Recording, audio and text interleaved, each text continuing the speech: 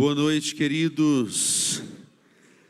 Quero parabenizar os amados irmãos por esta linda convenção do Mato Grosso do Sul. Estive no ano passado pregando na Convenção Batista do Pernambuco. Estive no ano passado pregando na Convenção Batista em Rondônia, mas confesso aos irmãos que uma convenção igual a esta eu ainda não vi. E louvo a Deus pela vida dos irmãos que nos inspiram. Cumprimento a mesa diretora, na pessoa do pastor Jonas Xavier, também do nosso presidente de honra, pastor Roberto Marqueto, bem como todos que aqui estão. Estou acompanhado da minha digníssima esposa, vou pedi-la que se coloque de pé. A conheci com 9 anos de idade, quando nos mudamos de Uberlândia para Governador Valadares. E o pai dela foi nos apresentar e disse: essa é a minha filha, tem 9 anos e já sabe fazer polenta. Eu me apaixonei e deu casamento. E, pelo visto, ela continua fazendo polenta, meus irmãos. Porque os anos se passaram e a cada dia eu fico mais apaixonado, porque todos os dias eu durmo com um pedacinho do céu ao meu lado. E eu louvo a Deus pelo convite, me sinto honrado, privilegiado por estar aqui. Quero convidar você então a abrir a sua Bíblia, a palavra do Senhor, no livro de Ezequiel, capítulo de número 37. Ezequiel 37.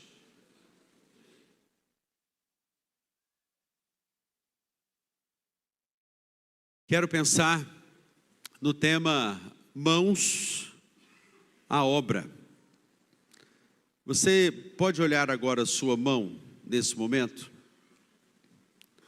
Quantos na sua mão tem um M na sua mão? Levante a sua mão. Você tem um M na sua mão. Sabe o que significa esse M?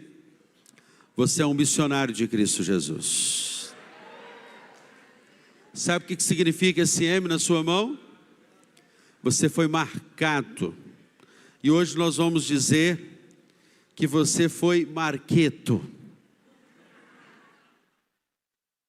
pelo sangue de Jesus. Esse M significa a sua missão no mundo. Mãos à obra. Eu quero aproveitar e pedir a todos os missionários que fiquem de pé nesse momento. Todos os missionários da convenção. Eu disse hoje lá na Ordem dos Pastores que o imperador do Japão, só há uma categoria de pessoas que ele se curva. E são os professores, porque quem parou de aprender, deixou de liderar. Mas há uma categoria aqui nessa noite que todos nós precisamos nos curvar. Primeiramente perante a Deus, o Senhor, e a todos os nossos missionários. Louvado seja o nome do Senhor pela vida de vocês. Mãos à obra. Ezequiel, capítulo de número 37. Veio sobre mim a mão do Senhor, e Ele me levou pelo Espírito do Senhor e me deixou no meio de um vale que estava cheio de ossos, e me fez andar ao redor deles. Eram muito numerosos na superfície do vale, e estavam sequíssimos. Então me perguntou o filho do homem: acaso poderão reviver estes ossos? Respondi: Senhor Deus, tu sabes. Disse-me ele: profetiza a estes ossos e dize-lhes: ossos secos, ouvi a palavra do Senhor. Assim diz o Senhor Deus a estes ossos: eis que farei entrar o meu espírito em vós e vivereis, e porei tendões sobre vós, farei crescer carnes sobre vós, e sobre vós estenderei pele, e porei em vós o espírito, e vivereis e sabereis que eu sou o Senhor. Então profetizei segundo me for ordenado, enquanto eu profetizava. Houve um ruído, um barulho de ossos que batiam contra ossos e se ajuntavam cada osso ao seu osso. Olhei, e eis que haviam tendões sobre eles, e cresceram as carnes, e se estendeu a pele sobre eles, mas não havia neles o espírito. Então ele me disse: profetiza ao espírito, profetiza, ó filho do homem, e dize-lhe: assim diz o Senhor Deus, vem dos quatro ventos, ó espírito, e assopra sobre estes mortos, para que vivam. Profetizei como ele me ordenara, e o espírito entrou neles, e viveram, e se puseram em pé, um exército, sobremodo numeroso. Então me disse: filho do homem, estes ossos são toda a casa de Israel. Eis que dizem: os nossos ossos se secaram, e pereceu a nossa esperança, estamos de todo exterminados. Portanto profetiza, e dize-lhes: assim diz o Senhor Deus, eis que abrirei a vossa sepultura, e vos farei sair dela, ó povo meu, e vos trarei a terra de Israel, e sabereis que eu sou o Senhor, quando eu abrir a vossa sepultura, e vos fizer sair dela, ó povo meu, porei em vós o meu espírito, e vivereis, e vos estabelecerei na vossa própria terra, e então sabereis que eu, o Senhor, disse isto, e o fiz, diz o Senhor. Amém. Um lugar que nós frequentemente não gostamos de estar é o cemitério. Eu fiquei bastante impactado quando visitei, após aquele período da pandemia, o cemitério de Irajá, no Rio de Janeiro, um dos maiores cemitérios. O cemitério do Caju, o cemitério de Campo Grande. E vi não apenas túmulos, vi prédios construídos. Tamanho foi o número de pessoas mortas na pandemia. E eu me lembro que eu estava indo ao cemitério de Irajá e coloquei no Waze. E depois dessa experiência, quando foi chegando perto dos cemitérios, eu parei de colocar no Waze. Porque o Waze, quando você chega ao lugar, ele diz: você chegou ao seu destino. Então eu parei. Quando eu vou chegando perto do cemitério, eu então tiro o Waze e falo: aqui não é o lugar do meu descanso. Eu sei que olhar para este texto, um texto profético, em que Ezequiel, o grande profeta de Deus, levantado entre os escravos, enquanto se tem Daniel no palácio, Misael, Azarias, você tem Sadraque, Mesaque e Abidnego no palácio, você tem Jeremias na casa do oleiro, todos eles contemporâneos, você tem Ezequiel entre os escravos. Nabucodonosor, no ano de 605, com um grande ímpeto, através da Babilônia, trouxe os melhores homens, mais inteligentes, mais bem torneados e sábios, porque o seu grande objetivo era criar um grande império. Então você retira dos outros povos o que há de melhor e traz para a terra da Babilônia. Ezequiel estava no meio dos escravos. E é muito emblemático o momento em que o texto diz: veio sobre mim a mão do Senhor. O texto não diz veio sob. O texto diz que veio sobre. É como um toque que vem de cima para baixo. E veio a mão que protege, a mão que guia, a mão que norteia, a mão que para nós como pregadores pregamos um sermão. Ser a mão que sustenta. E Ezequiel recebe sobre ele um toque especial, um toque que agora vai tirá-lo do ostracismo, da falta de esperança, da falta de perspectiva, de olhar o amanhã e crer que há esperança para o amanhã. E Ezequiel, então, ele é levado. O texto diz que ele me levou pelo Espírito. Não é ele que quis, não é ele quem quis ir a um vale. Não, o Espírito o levou. E o texto diz, e me deixou. Quando você, pai, você, mãe, você deixa o seu filho na escola, você sabe que vai voltar. E a grande promessa de Deus para a igreja, quando Ele nos deixa nesse chamado vale, chamado vida, há uma promessa: o Senhor um dia voltará para buscar a igreja do Senhor. Você deixa o seu filho na escola e depois você vai buscá-lo. Por isso o Senhor diz que Ele o deixou. E o texto diz que esse vale estava cheio de ossos. Em 592 a 570, essa profecia de Ezequiel, ela se manifesta. E é interessante, queridos, porque nesse momento, Ezequiel, segundo o capítulo do próprio livro de Ezequiel, capítulo de número 24, ele está deixando uma função de sacerdote, porque muitos não conhecem sobre Ezequiel, e não sabem que Ezequiel, antes de ser profeta, ele é sacerdote.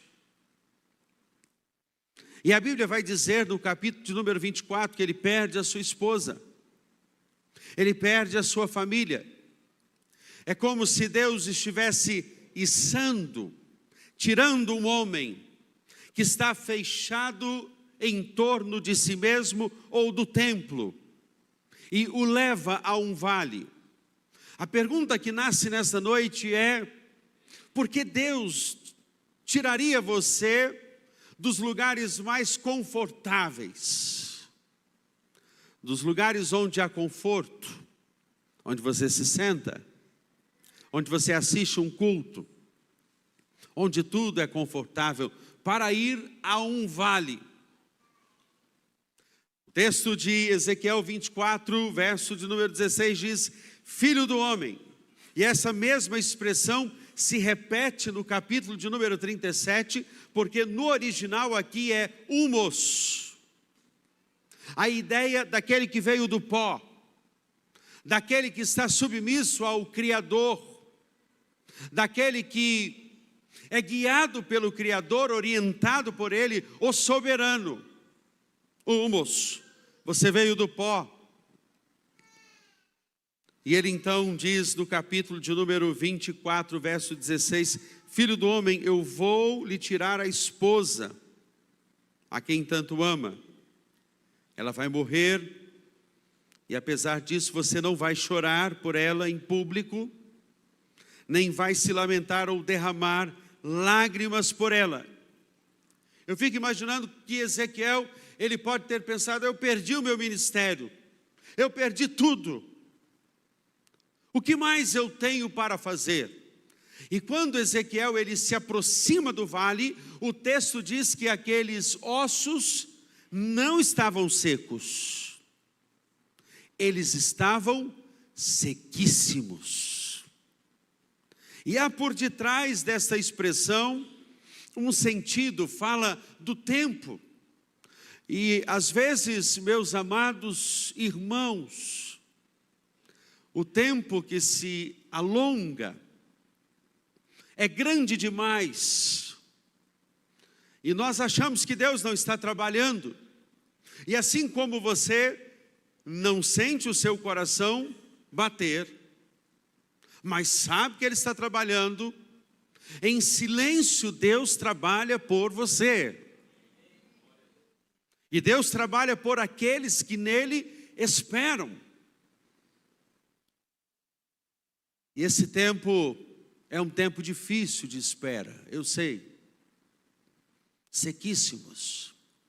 Não há respostas, não há o que fazer a não ser esperar e confiar.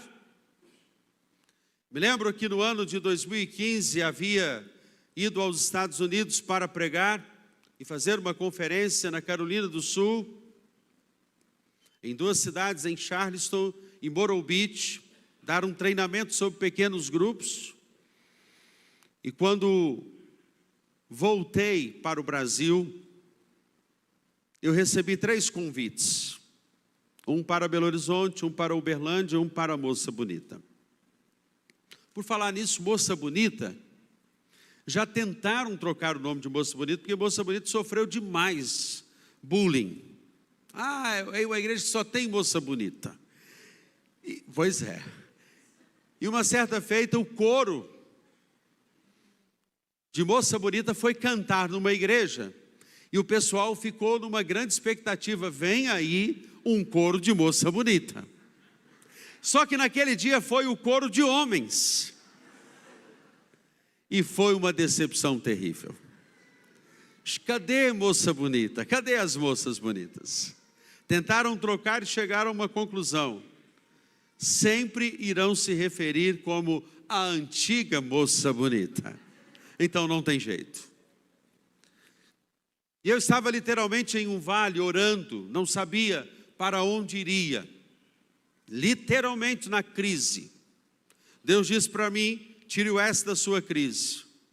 Crie um momento oportuno para eu falar com você. E eu fui para o gabinete, orei, passei uma manhã ali orando, buscando. Me lembro até que Deus me levou ao texto de Isaías 43. Não temas, porque eu sou contigo.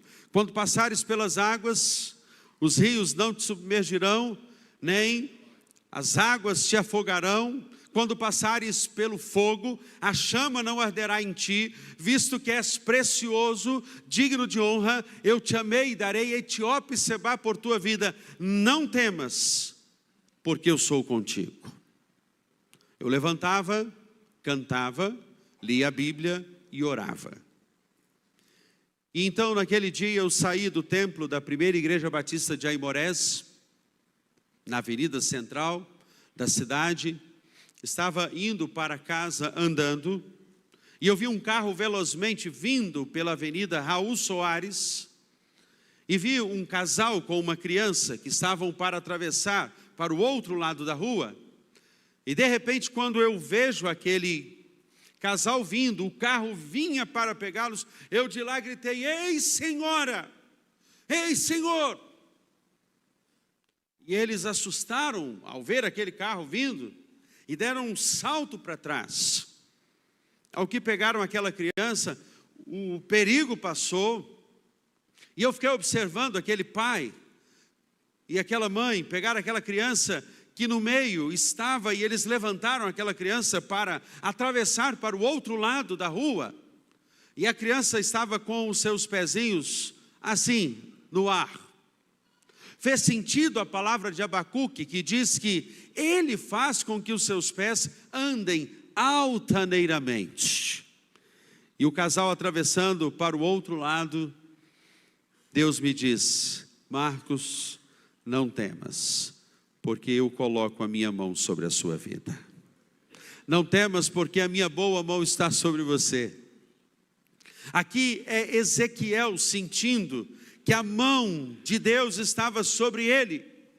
E quando você tem uma mão que lhe protege, você tem uma mão que lhe guia, fica mais fácil. Isaías vai dizer que, eis que lhe gravei nas palmas das minhas mãos. Os teus muros estão continuamente sobre mim. Isso significa que a mão de Deus lhe é particular, lhe é íntima.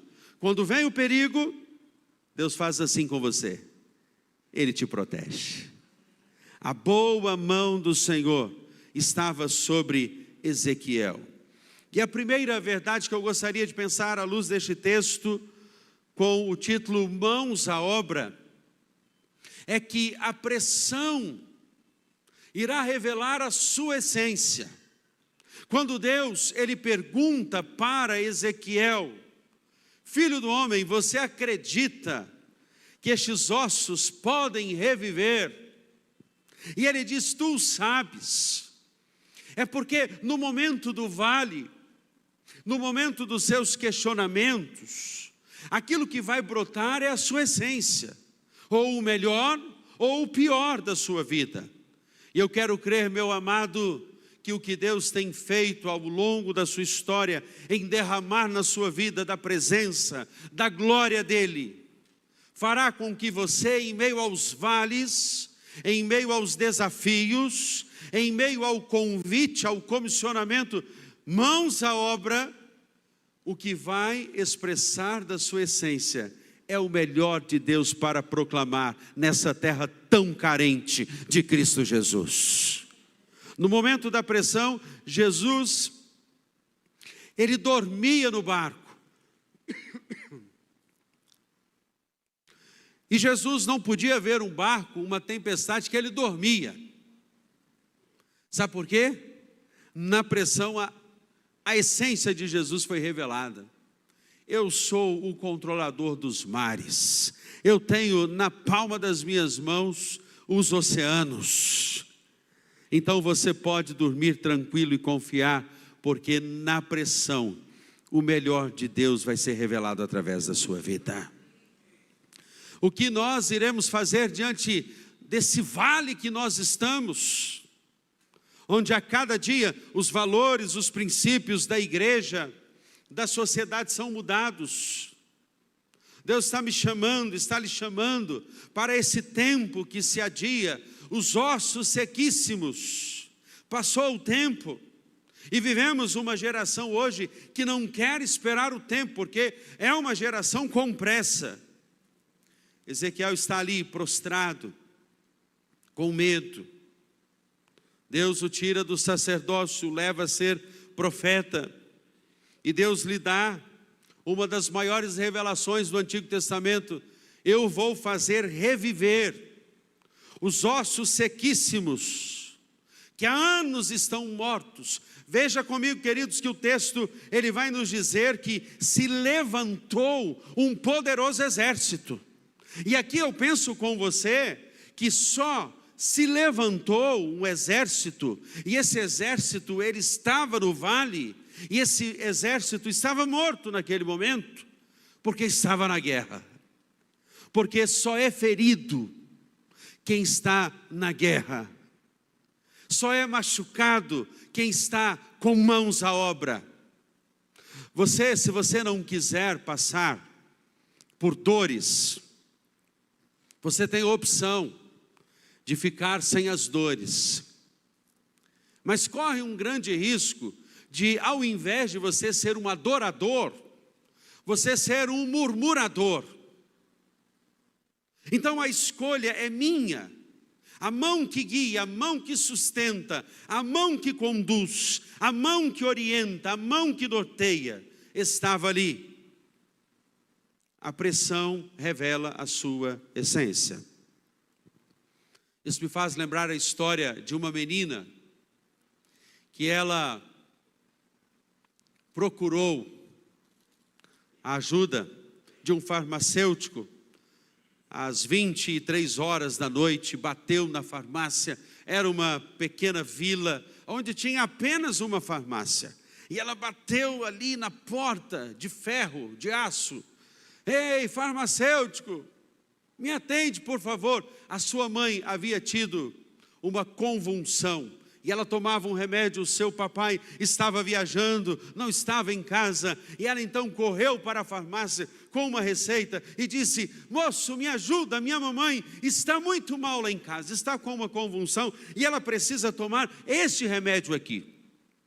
E então aquele farmacêutico desce, vai atendê-la, e sem acender as luzes, ele vai lá direto e pega o remédio. Pega um remédio, porque ele sabia onde estava tudo ali na farmácia. E ao pegar o remédio, entrega para a menina, o que a menina vai correndo para a casa onde estava sua mamãe, passando muito mal. E aquele homem volta para o seu quarto e ao sentar na cama, ele diz assim, olha o que revela ele do seu coração: eu não aguento mais ser a única farmácia nesse vilarejo. As pessoas não têm limite, elas batem na porta aqui às 10 horas, às 23, à meia-noite. A esposa, que era uma mulher crente, estava de joelhos, orando. Ela se levanta e diz assim: meu bem, nós temos que agradecer, porque a concessão da farmácia saiu para nós. E quantas pessoas são abençoadas através do nosso trabalho aqui. E quando ele se deita na cama, ele se lembra que o remédio que ele havia dado era o remédio errado. Mas ele era um homem ateu, ele não acreditava em Deus. A sua esposa era uma mulher de Deus, uma mulher sábia, que orava para que aquele homem tivesse um encontro com Deus. Ao se deitar, ele automaticamente se ajoelha na cama e diz assim: se o Senhor existe, eu gostaria que aquela menina voltasse aqui, porque eu preciso só de uma oportunidade. Ao que, quando ele acabou de orar, a menina bate de novo na porta daquela farmácia: Senhor, abra por favor. Eu estava indo com tanta pressa, correndo para levar o remédio. Eu caí, tropecei e o remédio caiu no chão e quebrou todo. Por favor, me ajude. O que aquele homem se ajoelhou e disse: agora eu sei que o Senhor existe. Eu precisava só de uma oportunidade. E essa oportunidade me foi dada. Eu agora quero viver ao longo de toda a minha vida, a minha história contigo. Eu quero fazer a história do amor de Jesus ser conhecida por toda esta vila. Sabe o que eu quero te dizer? O texto nos fala de oportunidade. Porque o texto nos diz, queridos, que então Deus o leva àquele vale e lhe diz o seguinte: ande ao redor dos ossos. Sabe o que esse texto quer nos dizer? Quer nos falar, quer nos dizer? Quer nos dizer o seguinte: que aquilo que está sobre a superfície, o Senhor pode fazer reviver para a honra e glória do nome dEle. Ele não andou por cima, porque estavam sequíssimos. Talvez você diga nessa noite: mas a minha vocação já morreu, o meu ardor pelas almas perdidas já morreu, eu não tenho mais paixão, eu já não oro mais como antigamente, eu já não falo mais do amor de Deus como antigamente, eu já não leio mais as Escrituras como antes. O Senhor está lhe dizendo que o profeta andou ao redor. Porque o Senhor, quando não permite que você seja sepultado, o seu dom não seja sepultado, a sua vocação não seja sepultada, é porque Ele faz reviver aquilo que você acha que está morto. Ele tem poder para nessa noite ressuscitar aquilo que está morto na sua vida. Se você acha que o meu relacionamento, a minha família, o meu filho que já esteve na igreja, a minha vocação, o meu ministério, o meu ato de ser um profeta do Senhor para essa nação, eu vim aqui nessa noite para te dizer que o Deus que estava com o profeta Ezequiel tem poder nessa noite para fazer reviver a sua vida. Reavive o dom que há em ti, disse Paulo para Timóteo. E aí o texto me mostra que no compasso de Deus, uma pessoa que analisa a vida pela ótica, pelas lentes da tragédia, do tempo, estão sequíssimos. 1 mês, 5 anos, 10 anos, 20 anos. Esse casamento não tem mais jeito. Essa família não tem mais jeito. Mas, filho do homem, eu posso fazer reviver. E sabe o que eu quero levantar? Deus está te dizendo através deste texto: Deus quer fazer reviver um poderoso exército aqui nessa noite. Machucado, sim, por vezes neutralizado e paralisado, mas cada osso é interessante, porque às vezes nós não entendemos os processos de Deus na nossa vida. Às vezes é processual, é gradual, é vagaroso, mas creia nessa noite, vai se tornar glorioso.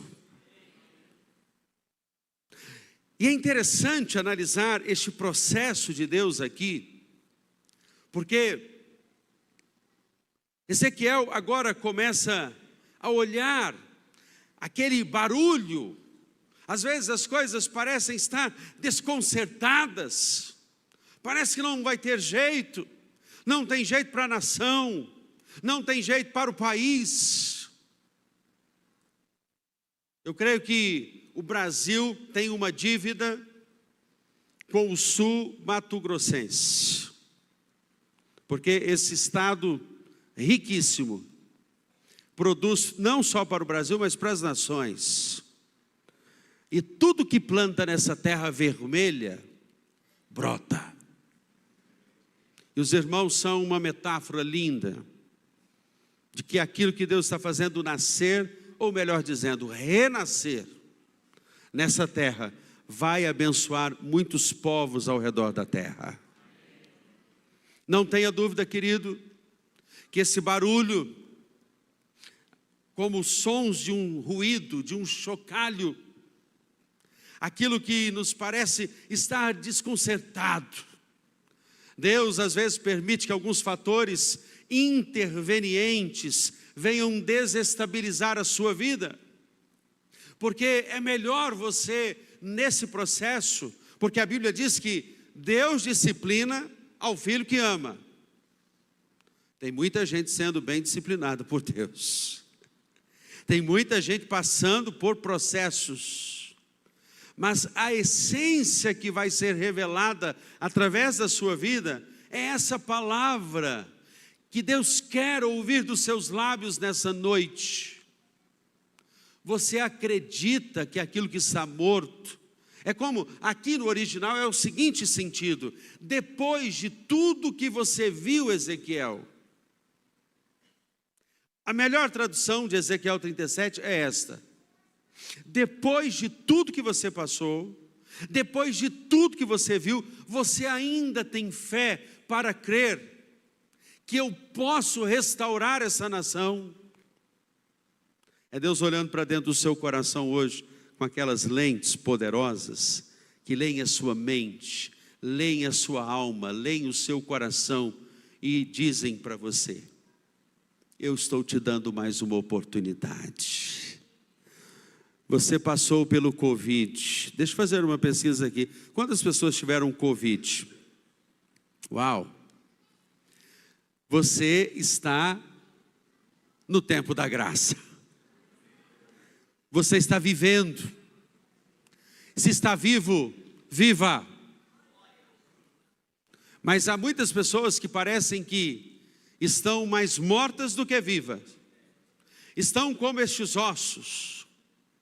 E Deus permite barulhos, Deus permite que algo desconcertante nos pareça olhar para aquela bagunça, o amontoado de ossos.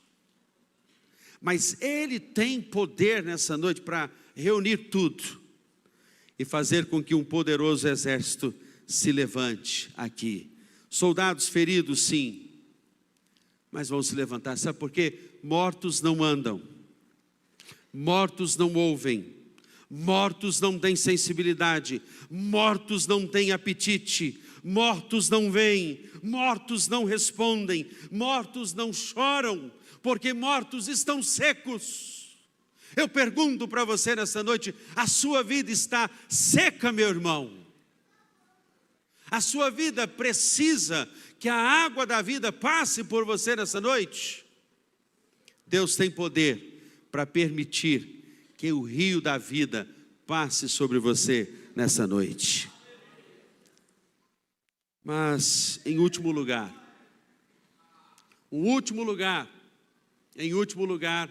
um lugar para restaurar. Sozinho, ali estava Ezequiel, e o pior do momento que estamos só é o silêncio de Deus. É o momento pior da prova, que muitas vezes preferimos morrer do que não ouvir a voz de Deus. Sim, como cantamos nessa noite, queridos. Naquele momento que Jesus diz: Deus meu, por que me desamparaste? Quando Jesus, ele vai dizer minutos antes do Getsemane: passe de mim esse cálice. Não era porque ele não suportaria, mas para ele seria difícil saber que seria necessário o Pai virar o seu rosto.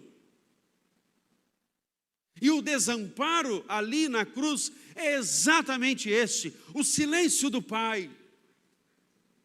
Não tem coisa pior do que no vale de ossos secos não ouvir a voz. E eu descobri uma coisa: foram ossos, e todos os ossos se uniram. Eu lhe pergunto nessa noite: qual é o menor osso do corpo humano? O menor osso do corpo humano, acredito que propositalmente, você está indo no Google para procurar, né?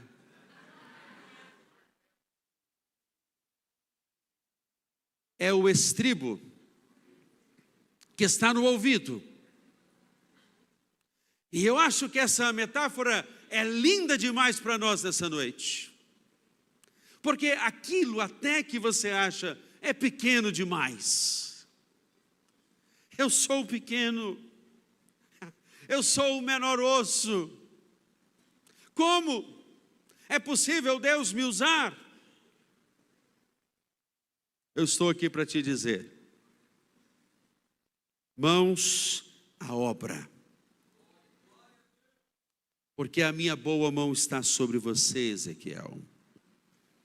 Veio sobre mim a sua mão.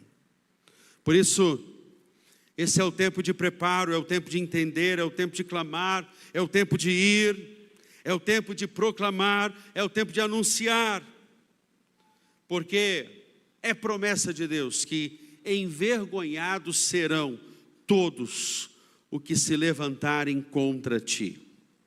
Porque eu te tomo pela minha mão direita e te digo: eu estou aqui, eu te ajudo, diz o Senhor, o nosso Deus. Se coloque de pé, nós vamos orar ao nosso Pai. Interessante que o texto nos diz: Ele me fez andar. O texto nos diz: Ele me fez andar. Ele me colocou em movimento. Eu não sei quais são os seus medos, seus temores. Me lembro da história que John Bunyan, no livro O Peregrino, ele conta. Ele diz que certa feita o Esperança e o cristão ficaram confinados no chamado Castelo do Medo, sobre a tutela do gigante Desespero. E John Bunyan, no clássico O Peregrino, diz que num determinado momento, o cristão e o esperançoso, o esperança, eles se lembram que no início da caminhada lhe fora dado uma chave chamada chave da promessa, com a qual eles abririam qualquer porta. Ao olhar para aquela chave, a chave da promessa, eles vão até a tranca da cela que os prendia, abrem aquela cela, batem em retirada, o gigante Desespero corre atrás dos dois, dá um mal súbito, cai e morre. E o cristão e o esperança seguem rumo à cidade celestial. O que John Bunyan queria mostrar aos seus leitores, e o que isso tem a ver com você nessa noite. Todas as vezes que você se vê diante de um momento confinado no castelo chamado Castelo do Medo, temores, medos, resistências, você olha para o problema e só vê o problema. O medo se agiganta como o gigante desespero. O desespero toma conta da sua mente, da sua vida. E você diz: como eu posso ser usado por Deus? Eu estou aqui nessa noite para lhe dizer que quando você começa a se lembrar das promessas que um dia Deus fez a você. E quais são as promessas que um dia Deus fez a você, minha irmã, meu irmão? As promessas de que crê no Senhor Jesus e será salvo tu e a tua casa. As promessas de elevo os meus olhos para os montes e me pergunto: de onde me virá o socorro? O meu socorro vem do Senhor que fez os céus e a terra. É certo que não dorme o guarda de Israel, é certo que não dormitará aquele que te guarda. De dia o sol não te molestará, nem a lua de noite. Ele guardará a tua entrada e a tua saída, desde agora e para todos sempre. Por isso feche os seus olhos, creia. Quem tem promessa de Deus aqui? Quem tem promessa? Você tem promessa? Tem promessa? Tem promessa? Existe uma chave chamada chave da promessa, que Deus nessa noite lhe faz lembrar. É você que Ele escolheu. Já pensou se nessa noite aqui Deus decidir escolher você para te dizer assim: a minha mão veio sobre você. E você diz assim: mas eu sou o menor osso, eu sou o estribo. Deus vai fazer unir todos estes ossos, e um grande exército vai se levantar aqui no Mato Grosso do Sul até os confins da terra. Pai, nesta noite, obrigado porque a tua mão vem sobre cada um de nós. A tua mão nos protege. A tua mão nos lembra que frente ao perigo iminente, o Senhor nos protege. Esta mão também nos sustenta, porque só chegamos até aqui porque temos um Deus que é provedor, temos um Deus que é sustentador, temos um Deus que é curador, temos um Deus que é transformador. Por isso nos tornamos nessa noite, cada um de nós, o adorador, porque no meio do vale adoraremos. E este poderoso exército se levanta nessa noite, e o Senhor faz ressuscitar vocações, missões, amor pelas almas perdidas, amor pelas Escrituras, paixão, Senhor, por aqueles que estão perdidos nessa terra, Pai. Esse solo tão frutífero há de nascer frutos a 30, a 60 e a 100 por uma, e em tudo isto o teu nome será glorificado. Abençoe os teus filhinhos, os teus servos, que carregam na mão um M, carregam a missão nas mãos.